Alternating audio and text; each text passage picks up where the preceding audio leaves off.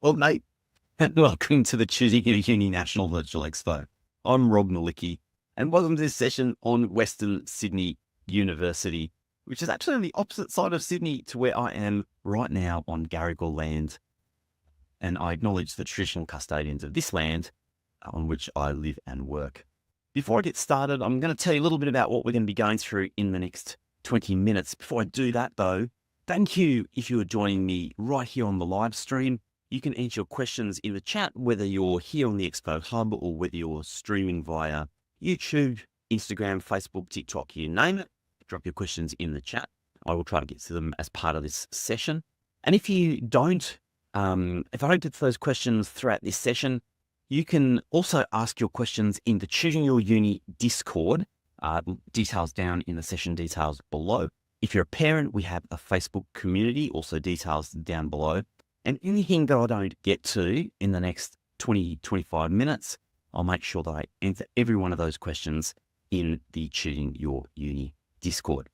So in the next 20 minutes, I'm going to be going through a bunch of different stuff to help you make your choice about whether or not Western is the right institution for you. We're going to be talking about what it's known for, who do well studying there. We're going to find out about its academic strengths, and we're going to look at all the rankings data. So things like student satisfaction, employment, salary rankings. I'm going to be really honest with you about what those rankings actually mean and whether or not they should impact your decision. Finally, I will also talk about which institutions I would compare Western Sydney against. And there are probably a couple of surprises in there that you haven't heard of before or even thought of before. Now, before we get started, I just want to acknowledge the major presenting sponsor of the National Virtual Expo, Southern Cross University, without whom this would not be possible. So a quick word from SCU, and then we're going to get straight into it. Today's students are tomorrow's front line. Today's visionaries will become tomorrow's leaders. And today's research will discover tomorrow's solutions. For ourselves, for others, and for our world. Southern Cross University. Transforming tomorrow.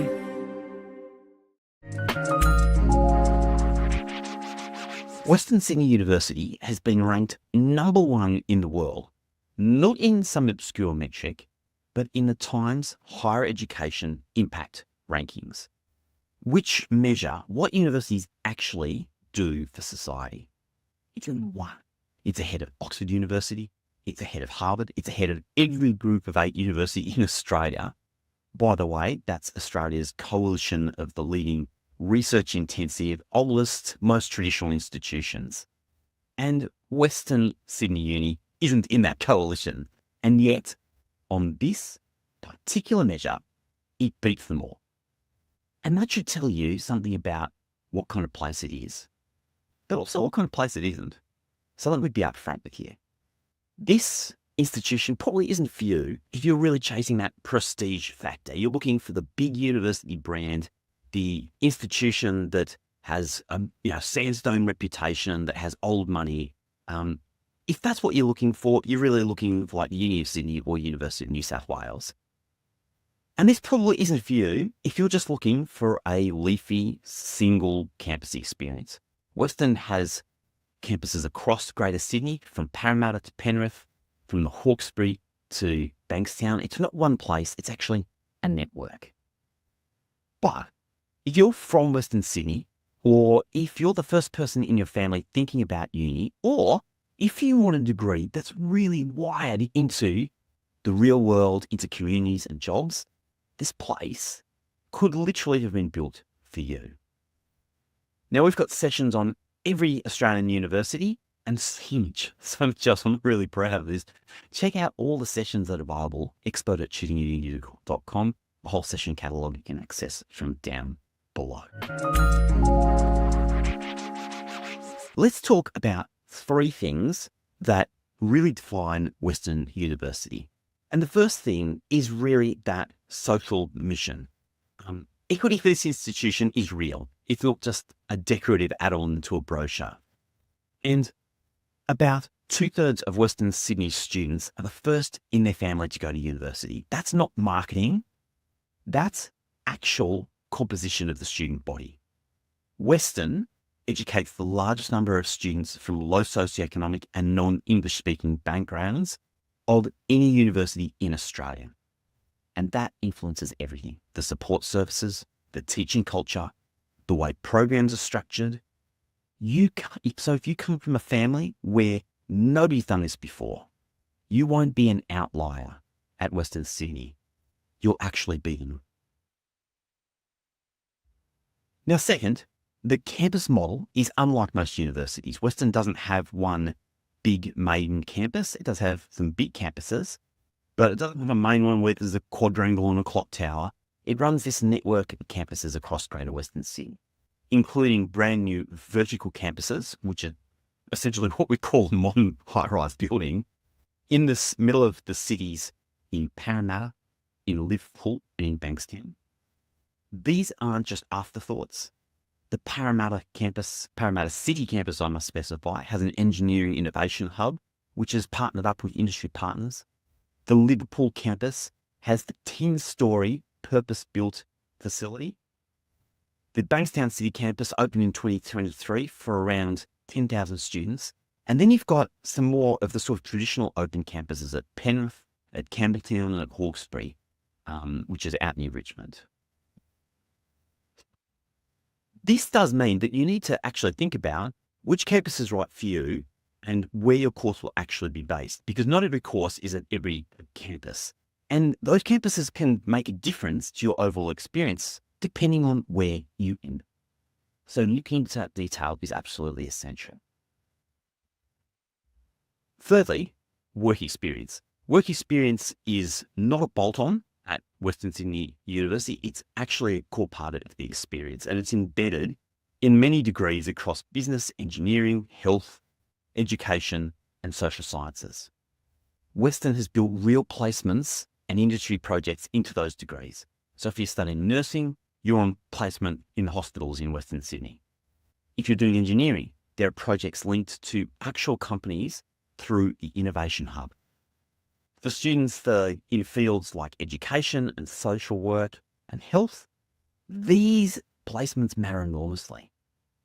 And if you want to think more broadly about how to plan your career alongside study, it's really worth checking out the sessions that we've got around building your career. We've got a number of them that you find in the session catalogue around planning your next career move. Great keynote from Maddie Massey on building the career of your dreams. And I'll do a whole session on getting started with choosing your university, which covers everything from the start to finish.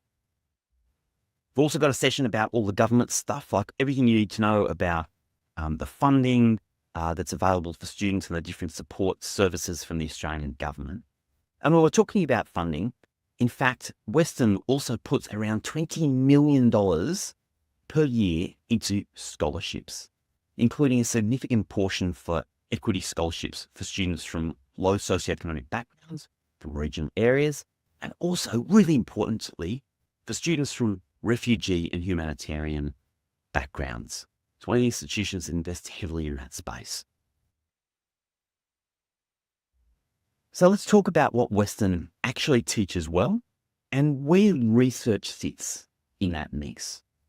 The thing is that Western offers a broad range of degrees across a huge range of disciplines. So business and law, engineering, health sciences, nursing, education and arts, IT, science, psychology, and also medicine. So if you're interested in medicine, the session you must go and watch is one that I've done with Mission Med. We're talking about how to get into medicine, as well as how to get through the UCAT, the University Clinical Aptitude Test. Absolutely essential. You can find that in the session catalogue. So I've talked about the breadth of Western. It has a vast number of subject areas available, but where does it actually stand out?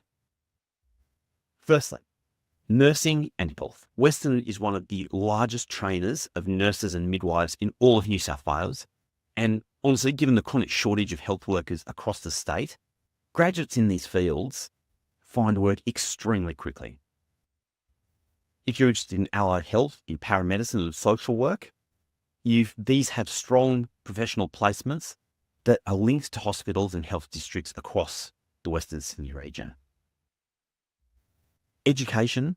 Now, this is a big story and a similar story for Western Sydney. It has an enormous number of teachers that it trains, and the sector needs a lot of teachers. So the university has those deep connections to schools in the community. So if you want to teach in Western Sydney, if that's where you've grown up, if that's where you live, the fact that it's based there and it has strong connections to schools really helps when it comes to getting your placements and getting work later. We mentioned engineering and IT, and the Engineering Innovation Hub at Parramatta is purpose-built for collaboration with industry. Research areas include smart manufacturing, robotics, cybersecurity, data science, and AI. Now, AI is completely reshaping the way the workforce works, and many industries are operating. We've got a whole track on that particular topic on AI. You'll find it in the session catalogue being run by the University of New England, and we'll talk about all sorts of stuff that you must get to know about. AI fundamentals, AI safety, how AI is impacting jobs and the future workforce. Check those out because they're absolutely critical. Now, on the research front, Western Sydney punches well above what most people expect. Firstly, the Hawkesbury Institute for Environment is a major centre for ecosystem and climate change research. It's one of those facilities that scientists around the world actually know about. Most people, most school leavers, most people in society don't actually know about it. They run advanced glass houses and field studies looking at how ecosystems respond to rising carbon dioxide and changing climates. The Monk Institute researches brain behaviour, human development, and areas like language, hearing, cognition, and human technology. And it's really super, super interesting. It's based at the Westmead Innovation Quarter, which co-locates university researchers with the CSIRO and major health organisations. I'm a massive fan where universities are bringing industry and research and students together. That's where the magic happens. The NICM Health Research Institute focuses on integrative and complementary medicine, and it runs clinical trials and influencing health policy. It's a really important organisation. And then the Translational Health Research Institute connects the university's health research directly to the big hospital networks in Westmead. So let's talk about the Westmead precinct because it really does deserve a special mention. And this is one of the largest health and educational precincts in the entire Southern Hemisphere. It also incorporates research, and Western Uni's presence there alongside major hospitals, medical research institutes, and the CSIRO gives students and researchers access to infrastructure that most mid-ranking universities could only dream about. This is the place that's offering opportunities you don't find elsewhere. Now, let's talk about something that is a bit honest about. Western's had some challenges recently. It's been in the media, and so I want to speak to this. It's had some financial challenges. There's been financial restructuring and proposed staff cuts, which reflects the pressure that's going on in the sector in general. And in 2025, the university dealt with a significant cyber security institute. These are, let's be honest, these are real real issues. And it's something that's worth keeping an eye on how this institution responds to them going forward. Now, Western's not the only institution that's had these kind of challenges. In Sydney, the University of Technology, Sydney has been facing significant financial pressure and has also announced many job cuts. And a number of universities all around the country are suffering a similar fate. Government funding as a proportion of total funding has been declining for a long time, and there's a lot of external pressures on top of universities. So is this a deal breaker about going to, Western Sydney or UTS or another? No. If you're picking a particular degree area, particularly one where a university has a strength, where it's well known, where it graduates a lot of students, chances are you're not even going to notice any of this stuff. Where students are potentially impacted are in some of the more niche areas that institutions teach, and in areas where they have less of a focus. Those are the areas that are more likely to be impacted across a university. Maybe let's just take a quick pause. I'd just like to give you a fun fact about university. Let's have a look at that. And thanks to Southern Cross University for supplying this. All right, let's now get into the data side of figures. And let me tell you what's going to come up right now. We're going to talk about student satisfaction. We're going to talk about graduate employment and starting salaries. We're going to look at global rankings. And at least one of these numbers is telling a really interesting story about Western Sydney, its graduates, and what happens to them after they finish university. So stay with me. Now, this data comes from the Australian government's QUILT survey, the Quality Indicators for Learning and Teaching. I've got a whole session on QUILT and how to use that data to help inform your choice. But what's critical to know is that it's an independent data set. It's based on real students, real employer feedback. This isn't just marketing speak. This is data that you can trust. I'll also be talking about data from two of the major global rankings, the QS and the Times Higher Education, and we'll talk about what that means as well. Firstly, student satisfaction. It sits at 73.7% total student satisfaction, students happy with their degree. And that's below the national average, and it's one of the lowest scores that you'll see across the sector. As a comparison, universities like the University of Wollongong and Deakin University down in Melbourne are both around 80 to 81%. Bond University, one of the highest in the country at 88%. And so this is where Western Sydney University has some work to do. It also possibly reflects some of those key challenges of running a multi-campus network with a hugely diverse student body. But let's face it, the number is the number. Basically, like 3/4 of students, 3 out of every 4, are really happy with their experience. Now, of course, if you're first in family or from a diverse background and you don't have that experience with higher education, you might not have any expectations what uni is really about. This affects many universities with diverse student populations, is helping those students to have the experience that they need and they want can be a real challenge. It doesn't mean that downstream students don't get benefit from that degree. So always take those numbers with a little grain of salt and keep them in context. Teaching quality at Western also comes up in QUILT, and it's basically around the same sort of level, similar pattern. Western isn't at the bottom, but it's not standing out super positively either. However, graduate employment is where things are starting to get a little bit more interesting. Almost 75% of domestic undergraduates are in full-time work 4 months after finishing. That's a moderate result. It's not bad, not exceptional, about middle of the pack. Particularly if you compare that to Charles Sturt University at 91%. or James Cook University at 89%. But here's the thing. The University of Melbourne, ranked first in Australia on global rankings almost always, has a graduate employment rate of 67%.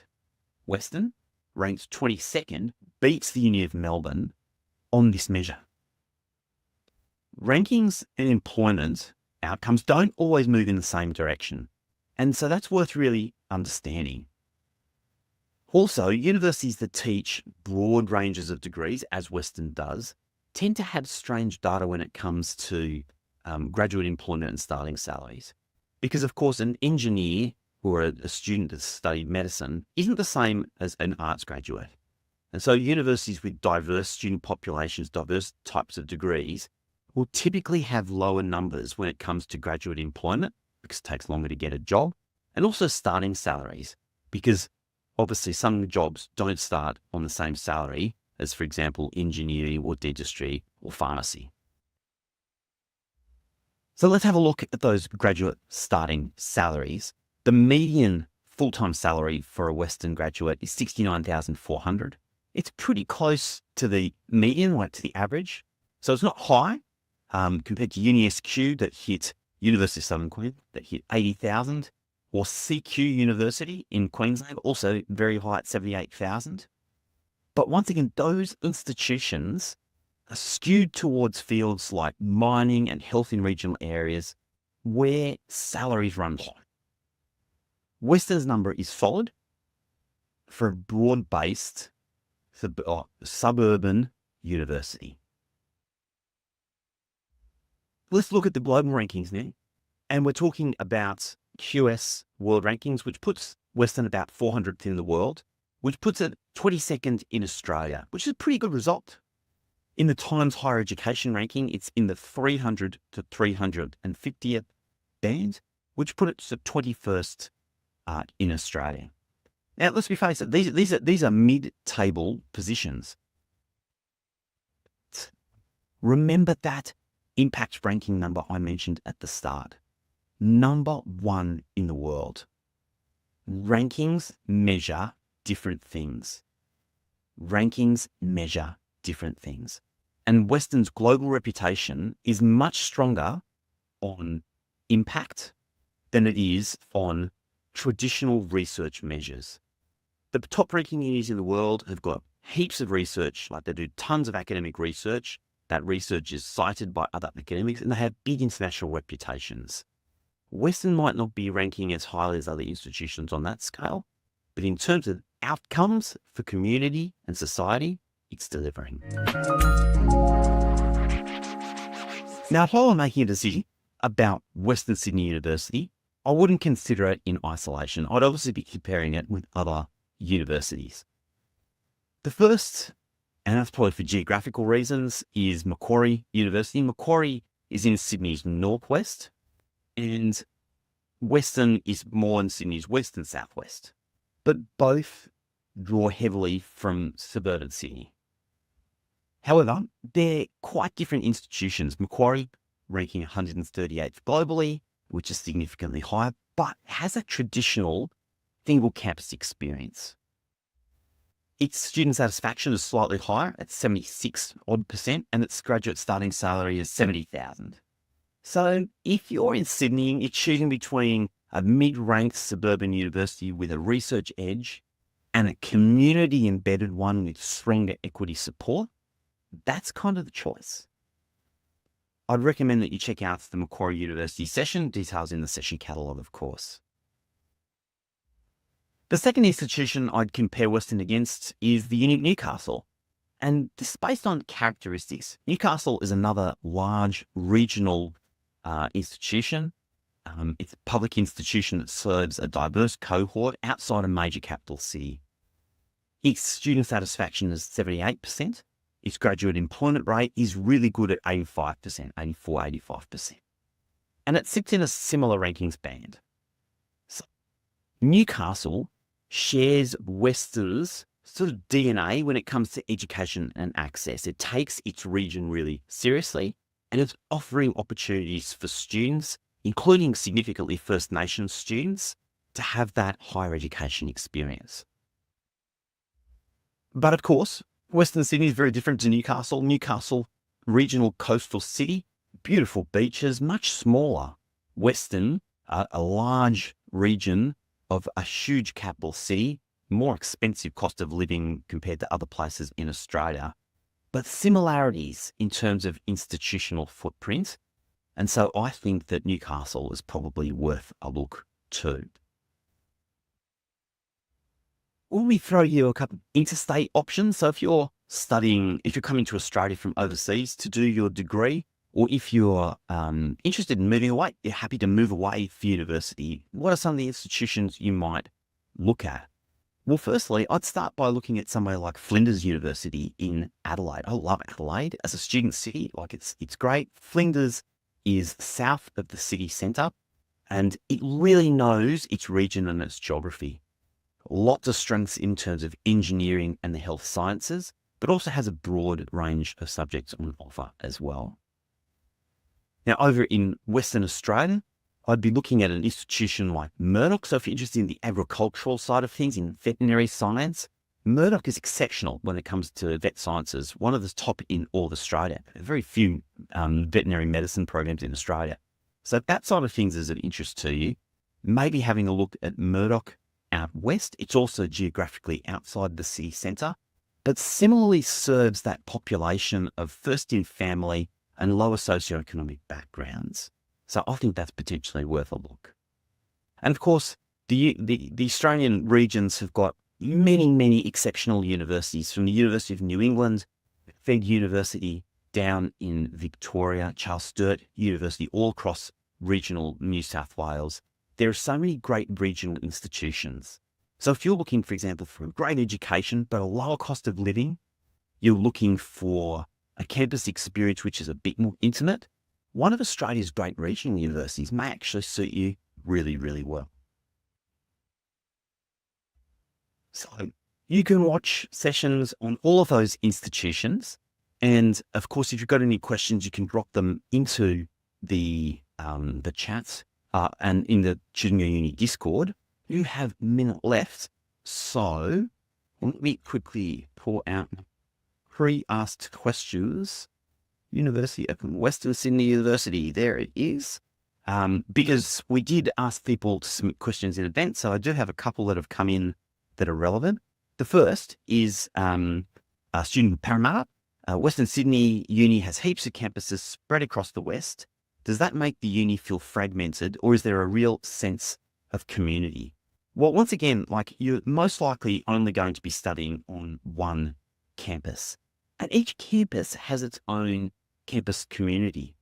So whilst you can go from the Parramatta City campus, so the sort of the building space, you can go out to the main Parramatta campus, or you can go out to Hawkesbury, and you can access all of those facilities. Your community is going to be basically this community, is going to be the campus that you're studying on. And each of those campuses has a slightly different flavour based on the number of students, the fields of study that are being taught there, and the community that it's based inside. So I wouldn't say that it feels fragmented, because each community is its own little hub. And you know what I think is fascinating is that Western is so strong on diversity. It has such a diverse community because the communities that it serves are diverse.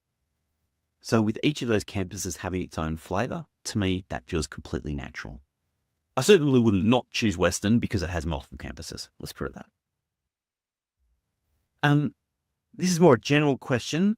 Does where you live while studying, like living at home versus moving out, really affect your uni experience?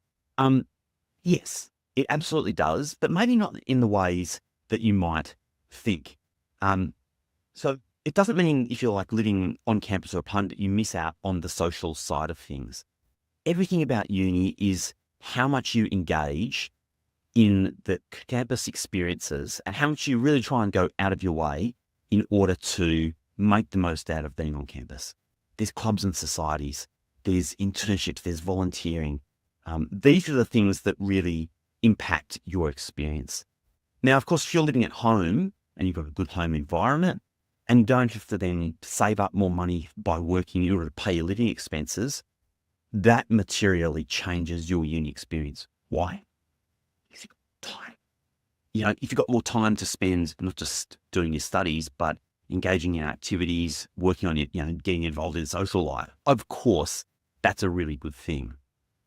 But universities have been increasingly investing in their on-campus experience, accommodation, facilities, services. And literally, I've seen institutions be completely transformed by really focusing in on that on-campus student experience.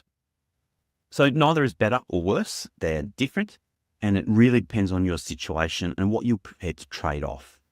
Living on campus has advantages, as does staying home and commuting into university.